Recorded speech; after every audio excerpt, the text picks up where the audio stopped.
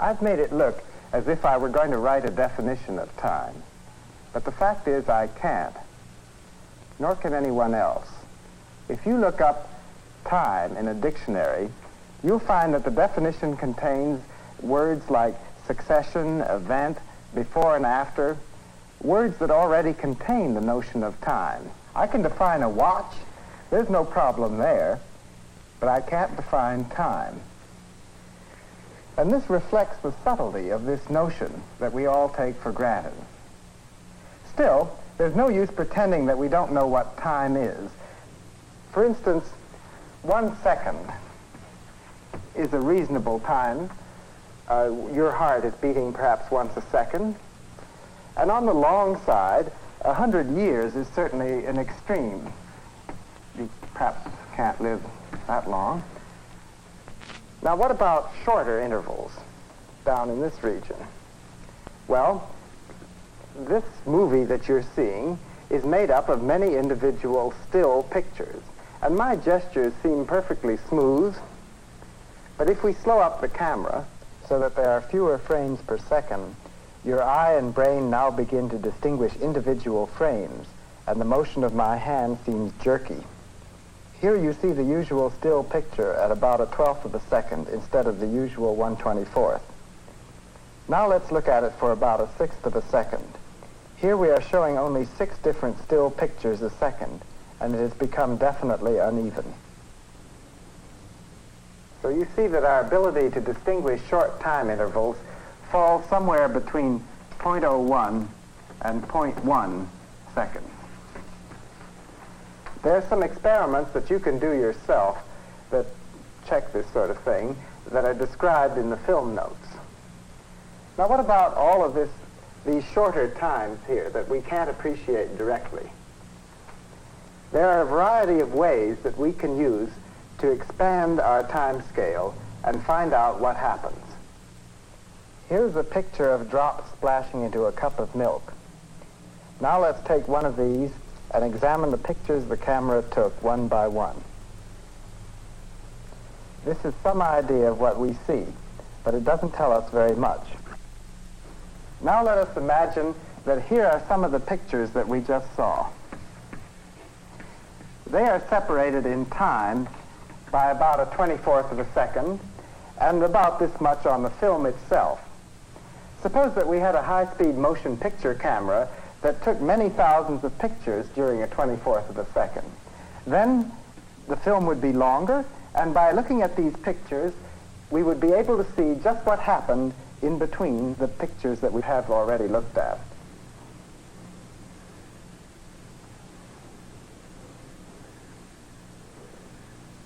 It seems quite unbelievable in a way, and yet the milk drop does get into the cup with some kind of splash. It gets from the state in which we first saw it to the final state by a series of continuous processes. Now, we're never going to be able to observe directly what happens in these very short time intervals, and yet we feel that this technique we have of expanding our time scale and looking is perfectly legitimate, yet we can't prove it. And this is another example of the subtlety of time. Now, just for fun, I can take something that takes place in a long time and squeeze it down, telescope it, so it takes place in a short time. Here is a rose, and it's growing, but nothing seems to be happening. You can watch it for 5 minutes, and then you get bored. But if we take a picture once an hour and show them rapidly like this, you can see the flower unfolding in an almost explosive way. Now I'd like you to notice something about these 2 sets of pictures we've just looked at. They each contained a clock. In the case of the unfolding rose, the clock was just an ordinary clock. And in the case of the splashing drop, the clock was just the shaft on a little motor which was turning at 1800 RPM and which had a mark on it. Now, this is the essence of all time measurements. One compares the start and finish of an event with the position of a clock's hands. Now let us talk some more about clocks. A clock is a device that makes regular events. For instance, it could ring a bell, or flash a light, or the hands can move by in front of a face. Now, there's no trouble with those events, but the difficulty is to know what perfect regularity, or what even ordinary regularity means. Now, what do we mean by regular intervals of time? That's kind of hard to test. We have to compare one clock with other clocks and keep doing it. It's fortunate that we have a tremendous body of evidence that tells us our clocks aren't off much. We don't notice any serious discrepancies, a minute a year perhaps, or less. But when we get down into higher precisions, we need better standards. Now, a well-isolated standard that has been used for a long time is the solar system. Here's a sketch of the solar system for our purposes. It has the sun in the middle, the Earth, say, here, and the moon going around the Earth, and planets are moving around here. Now, for centuries, we've observed night and day as the Earth turned around its axis, and the moon, the phases of the moon have been observed from month to month, and the seasons themselves, and these all serve as approximate clocks. Nowadays, we use much the same motions, but we observe in a much more refined way with telescopes, and then we still find that the motions are not very regular because they're all influencing each other. And in fact, the second, which is defined as a certain big fraction of a particular year, is not really very conveniently reproduced by this sort of standard. So we either need a quicker standard of time or convenient ways of subdividing time. Now, one way of doing this that's crude and convenient is to use one's pulse. And I can tell you an interesting story about Galileo, who was watching a lamp swinging in a church and timed it using his pulse. Here's a bowling ball suspended from the ceiling of the studio, which is about 25 feet high. Let's imagine that it's a lamp, such as Galileo might have observed in a church. And he found that whether it was swinging in a big arc like this, or a relatively small arc such as this, that it took the same time, as he found by timing it with his pulse. Galileo also found that the period of a pendulum depended on its length. Here's the pendulum, and it's taking a certain time to swing. If I shorten it, it swings faster. If I shorten it still further, it swings even faster. Not much else affects the time of a pendulum. Now here are three lamps, or rather bowling balls, a little one over there and a big one here, held up by strings, and another little one here, also held up by a string, and much further up. And when I burn the threads, they will all be released nearly at once, and they should swing together. Now let's try this experiment.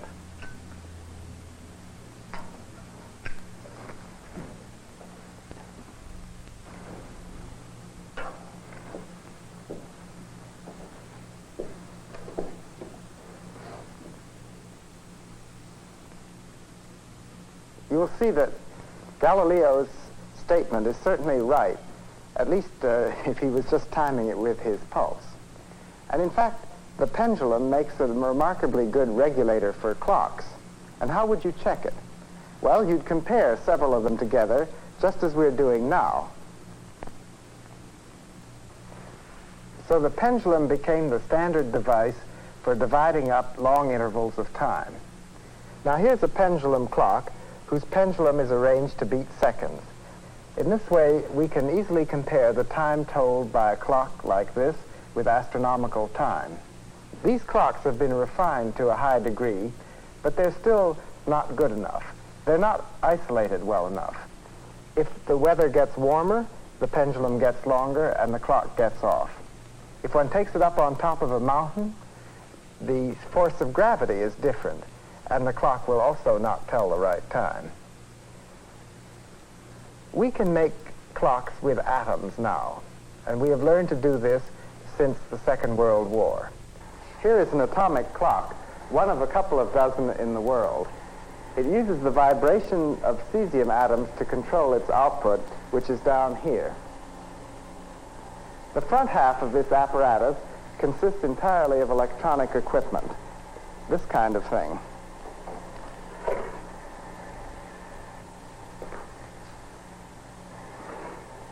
In the back is the apparatus that contains the cesium atomic beam. Here is the part of the atomic clock that has the cesium in it. The cesium atoms start down here and travel up through this little tube, vibrating as they go, and eventually strike a detector. As you can see, you don't see very much. Now, what sort of evidence do we have that cesium clocks keep good time? You'll remember that when we wanted to tell whether a clock was regular, we compared two of them. And this has been done with cesium clocks. Here's some data that show how they perform. This is a curve of the difference in frequency of two cesium clocks over a 3-day period. Here's 1 day, 2 days, 3 days. And let's see, the height of each of these boxes is 2 parts in 10 to the 11th. So you'll see that over a 3-day period, these two cesium clocks didn't differ in frequency by more than about a few parts in 10 to the 11th at most. Now, how much is a part in 10 to the 11th? Well, there are 30 million seconds in a year, so that in 3,000 years, we would have about 10 to the 11th seconds. So that 1 part in 10 to the 11th is 1 second out of 3,000 years, and that's the sort of discrepancy that would arise between two cesium clocks had they been running for 3,000 years. Now, it would seem that cesium clocks agreed with each other, and in fact they work so well that they may become our standard of time instead of using astronomy the way we do now. It's a good question to ask whether cesium clocks would keep the same time as astronomy does, and experiments are now being done to find this out. We don't yet know what the answer is, but if there is a discrepancy, it might throw some additional light on the fundamental nature of time. For many purposes, we don't need the precision that is available from an atomic clock, but we do want to observe events that happen in short time intervals. And one way of doing this is to use high-speed motion picture photography. Professor Harold Edgerton has developed this technique to a high degree, and he will now tell you something about how it works and the way he uses it. We are now in the stroboscopic light laboratory at MIT. Here we study events which happen in a very short interval of time. To do this, we use electronic flashlights and various sorts of cameras that are associated with these lights. At the right here is one of the lamps that you will shortly see in action. In an ordinary motion picture camera, the film goes through at 24 pictures per second. In this camera, it goes through at a rate of many thousands.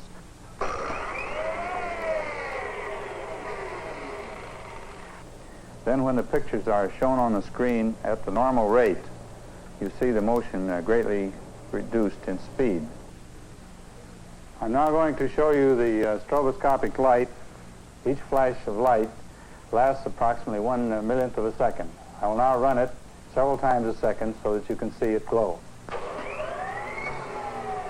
To your eye, it looks as though it were continuous light when it is running at these very high speeds. I now wish to show you an example of how high-speed photography can slow down very rapid motions. Consider as an example this balloon. You are going to see this balloon broken with a camera running at normal speed. Everything happened instantaneously before your eye. The balloon in one picture was complete. In the next frame, it was collapsed. With the high-speed pictures, you will be able to see what happens when the knife breaks the balloon.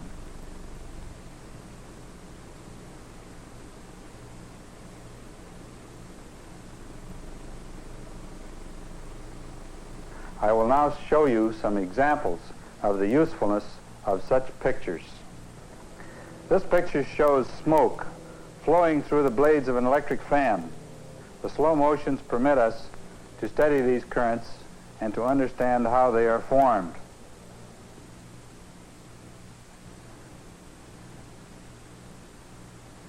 Pictures like these help us study how a bird flies.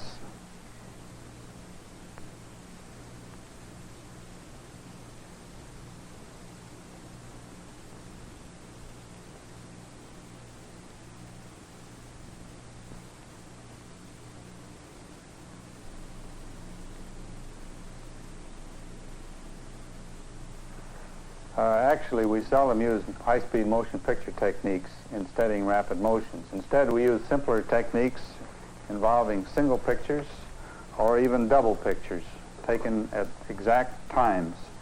This one example shows a bullet in flight, and here you see two pictures of the same bullet, which are taken 100 microseconds apart. In other words, the light that took this picture took one flash, 1/1,000,000th of a second, and then the second flash occurred 1/10,000th of a second later. The examples that you have seen were taken with exposures down to approximately 1/20th of a microsecond. Beyond this speed, it is almost impossible to get pictures because of the dimness of the light or the insensitivity of the film. Frequently, we don't need the detail of a photograph, and all we have is an electrical signal. Now, microphones put out an electrical signal from sound, and photoelectric cells put out an electrical signal when light strikes them. And there's a whole host of devices of this sort. So how do we study electrical signals? Well, we use a cathode ray oscilloscope. Here are two of them. Now, this is a very useful one that you could build yourself from the kit. And here is a considerably more complicated and elaborate instrument. These devices are so useful that it's worth taking some time to talk about their operation a little. This tube here is very much like the tube in a television set. A bright spot travels back and forth. Here it is. And when I apply voltages to the scope, like this, I can make the spot go up or down at will.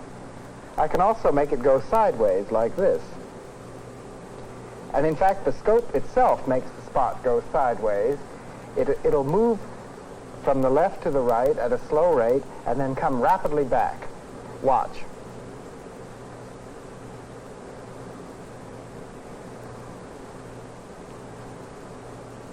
Now, if while it's doing this, I apply a voltage, an electrical signal, you will notice that the thing will go up, stay up, and come down when I stop. Or alternatively, it'll do that, and so on. In this way, I can see what happened during the time that the spot is traveling across the scope face. Now, you'll notice that it's taking a couple of seconds for the spot to get across the screen here. I can speed this up a lot. Here it's going 10 times faster, and here it's going 100 times faster. When it's going at that rate, it's logical to look at a common phenomenon, namely the AC power line. Let me connect the AC power line to this scope, like this, and plug it in here. Now we see what the power line looks like on a cathode ray oscilloscope. If I count the little boxes from here to here and read all these dials, I can figure out that it takes a 60th of a second for the spot to go from here to here, which is just what it should be. Now let me show you something. Here is a pendulum which is equipped with a brush that writes on this piece of paper. Now if I set it swinging like this, and then pull the paper down at as steady a rate as I can manage,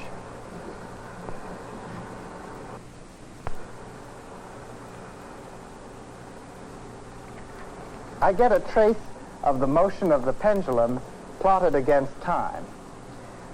If this distance from here to here represents the period of the pendulum, so is this the period of the pendulum from here to here, from any corresponding points. And this is just the same sort of curve that we have on our cathode ray oscilloscope right now. Many phenomena look like this, many vibrations. Now, if I wanted to continue having this plot, I'd have to keep on pulling out paper.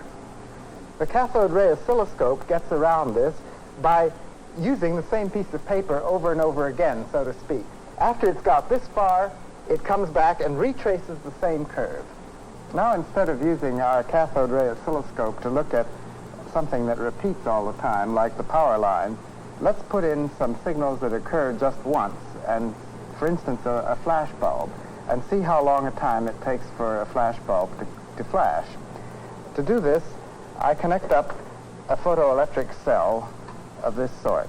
You can buy one of these for $2 or so at your local radio supply house, and here it's connected up to a battery and so on. Now let me connect it to the scope.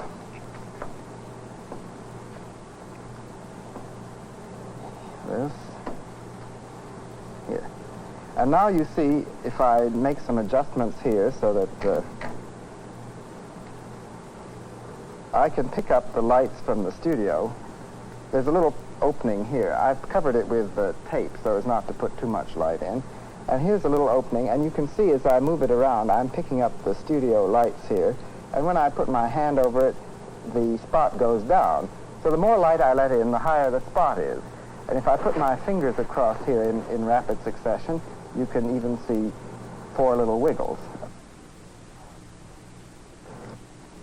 Now let's use this with a flash gun. I'll put it here, and I've predetermined roughly where this should be set here. And I'll also speed the sweep up a little to be about right, and it usually takes quite a few tries before you get the scope adjusted so it does just what you want. And now that I think would be about right. And now here's a flash gun, and I'll put that about here. And I'll connect up 2 wires.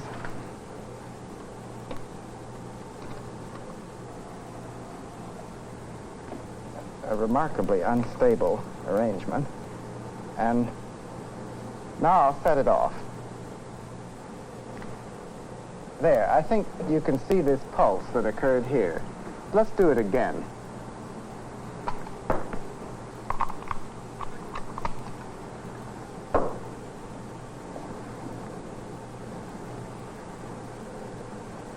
Now let's stop the film and look at this image. You see that it occupies about 2 boxes here, and since there's, by reading these dials, I know it's 50 milliseconds per box. It takes about 1/10 of a second for this flash to be over. Now that's not very fast, and it would be interesting for you, using a much simpler scope, to compare that with a strobe, which gives a much shorter flash. Now with cathode ray oscilloscopes, we can measure times as short as 10 to the minus 8 seconds, and with very special ones, one can get down to 10 to the minus 9 seconds. Now, one can go further. One can use coincidence techniques to measure intervals that are as short as 10 to the minus 10th seconds, or thereabouts. Suppose 2 pulses occur in time like this. One can delay the first one until it sits on top of the second. And by measuring the delay time, which one can do in terms of the length of a cable, one can get down to the vicinity of 10 to the minus 10th. And that's about as far as we can go with electronic techniques. Now, still shorter times can be measured and can be observed by allowing particles to make their own tracks in film, this kind of picture, like this. Such particles often travel with very high velocities, such as pretty close to the velocity of light, which is this. So if one can, using one's microscope, one can look at the film, one can measure distances that are as small as, say, 3 times 10 to the minus 5 centimeters. And since the velocity is this of the particle, the time that it took the particle to traverse the little track is of the order of about 10 to the minus 15th seconds. You can see that this is not as direct a measurement as either of these sorts. One is inferring this from looking at the track. Now, one can imagine shorter times still. After all, light can cross an atom. And how long does that take? Well, an atom has a diameter of about 3 times 10 to the minus 8 centimeters. And again, light has that velocity. So that the time it takes light to cross an atom is about 10 to the minus 18 seconds. And now if we consider a nucleus, we get to even shorter times. A nucleus has a diameter of around 10 to the minus 13 centimeters, and now the time for light to cross the nucleus would be 10 to the minus 23rd seconds. Now you can't observe those times, you can only imagine them, and of course one can talk about them, and we're not sure just what they mean. And in fact, nobody knows. And it may be that time of these short intervals cannot be thought of the way we've been thinking of it when it was measured in longer intervals. It's just rather like matter. If you have, say, some material such as gold and you divide it and keep on dividing, you eventually reach one atom. You can't imagine this anyway, and now you can't divide any further and still have gold. Perhaps time is like that, and one just can't go on to arbitrarily small intervals and have time as we think we understand it. Now, where are we? Well, first we started talking about time, and we were a little bit vague about what time really meant because we couldn't help it. And we talked about those intervals that we could appreciate directly and how we measured them, how we set up clocks and standards. Then we went on to shorter intervals, time intervals where we either had to use photography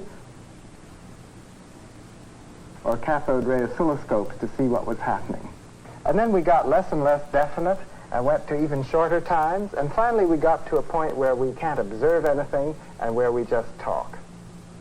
Now in the next movie, we're going to talk about longer time intervals and see what happens as one goes towards billions of years.